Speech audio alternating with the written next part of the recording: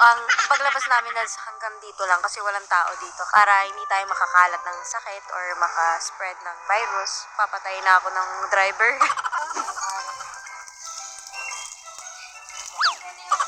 Puslap pala siya. Uy, save the water! Save the water! Ginanon sa kotse agad. Ma, hindi ko mailigtas yung tubig, ma. Ma. Ay! Akay na nga! Ano na yan? Ano, Miral ko?